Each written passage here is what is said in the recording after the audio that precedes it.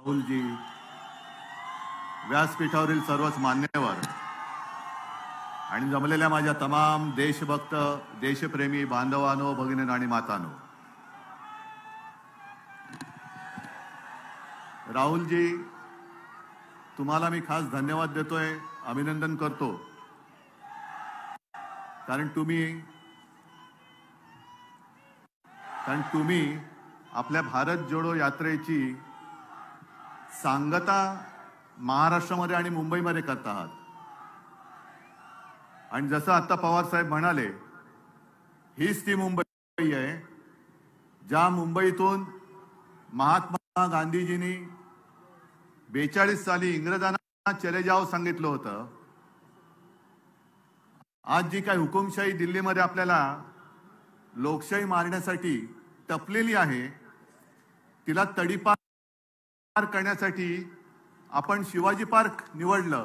त्याच्याबद्दल मी तुम्हाला खास धन्यवाद देतो. खरं पाहिलं तर हा एक फुगा आहे, भाजपा एक फुगा आहे. आणि मला वाईट एका गोष्टीचं वाटतं की या फुग्यामध्ये हवा भरण्याचं काम आम्हीच केलं होतं.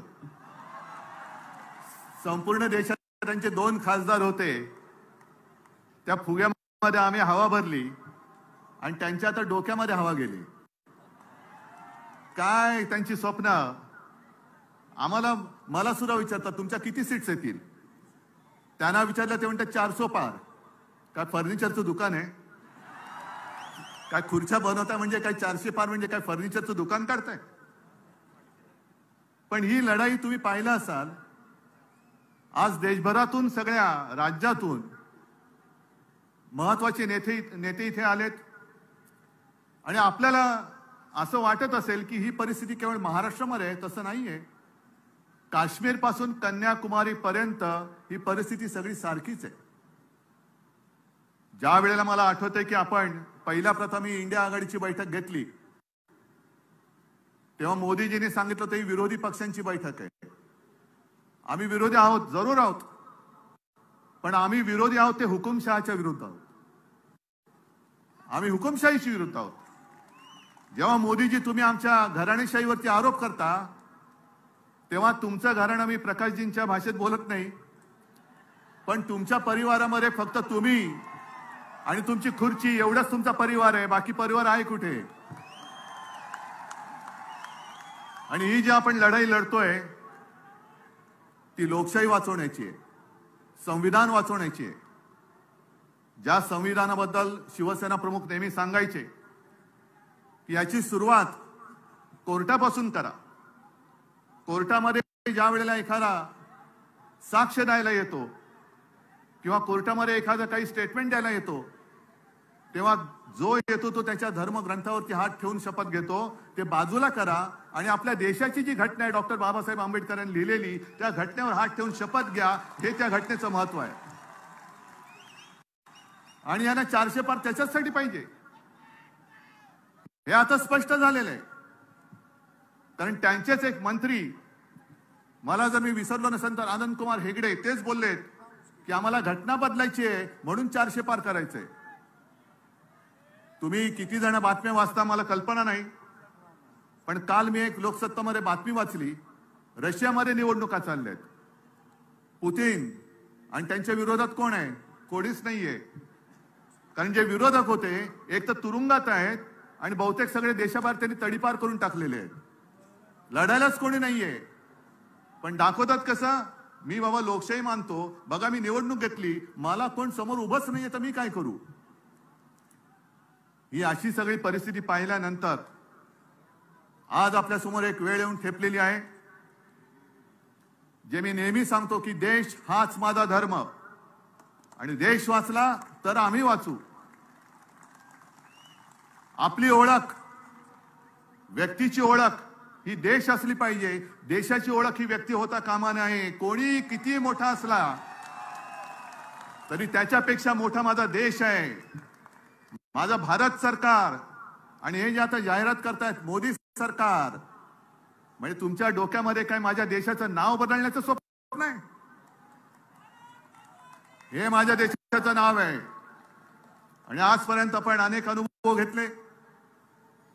असं काही वेळेला वाटत होतं की देशासाठी एक मजबूत सरकार पाहिजे.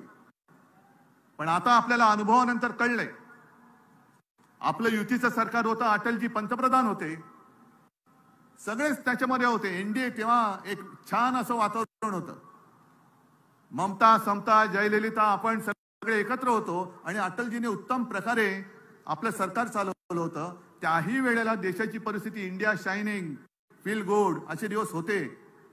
मग नरसिंहरावजी आले, त्यांनी चांगलं सरकार चालवलं. मनमोहनजी आले, त्यांनी चांगलं सरकार चालवलं. आणि आता हे जे आले 14 पासून एका पक्षाचं सरकार आहे, 14 नंतर 19, 19 नंतर 24, आणि आता ते सांगतात की विरोधी पक्ष 29 मध्ये अडकलाय. पण मी 2047 ची गोष्ट करतोय. कोणी राज्यकर्ता अमरपट्टा घेऊन येत नाही. आणि या देशाच्या जनतेसमोर हुकुमशाही किती मोठा असला तरी ज्या वेळेला सगळे लोक एकवटतात तेव्हा हुकुमशहाचा अंत होतो. आजच वेळ आलेली आहे आणि हा शिवछत्रपतींचा महाराष्ट्र आहे. आपला जो इतिहास आहे, आपला इतिहास हा तोडाफोडा आणि राज्य करा असा जर का असेल तर जो आपल्यामध्ये फूट पाडतोय त्याला तोडा फोडा आणि त्याच्या छाताडावरती राज्य करा हे दाखवून देण्याची वेळ आलेली आहे. आणि जसं तेजस्वीजी तुम्ही एक नारा दिला तसा मी पण एक नारा हल्ली देतोय सगळीकडे. कारण ते जे म्हणतात अबकी बार, मी म्हणतो अबकी बार भाजपा. आणि त्याची सुरुवात ही आजपासून झालेली आहे. आणि मला खात्री आहे शिवतीर्थावरून जेव्हा रणशिंग फुंकलं जातं, हातामध्ये मशाल घेऊन रणशिंग आपल्याला महाराष्ट्रामध्ये फुकायचं आहे. आणि मुंबईतून एखादी गोष्ट जेव्हा बोलली जाते तेव्हा संपूर्ण देश त्या रस्त्यावरून चालतो, त्या वाटेवरून चालतो. म्हणून आपल्या लोकशाही रक्षणाची आजपासून ही लढाई सुरू होते. मी त्या हुकुमशहांना सांगतोय, तुम्हाला असं वाटत असेल की ज्यांना ज्यांना घाबरवून तुम्ही तुमच्या पक्षात घेताय ते म्हणजे देशाची जनता नाही, देशाची जनता ही माझ्या समोर बसलेली आहे आणि आमच्या सोबत आहे. आणि तुम्ही किती अत्याचार करण्याचा प्रयत्न करा, तुम्हाला तोडून मोडून टाकल्याशिवाय राहणार नाही ही शपथ घेऊन आम्ही मैदानात उतरलेलो आहोत. आणि एकच नारा परत घेऊन अबकी बार भाजपा तडीपार, गावागावात जा आणि या हुकुमशाही राजवटीचा अंत करा एवढीच एक विनंती करतो आणि आपली रजा घेतो. जय हिंद, जय महाराष्ट्र. धन्यवाद.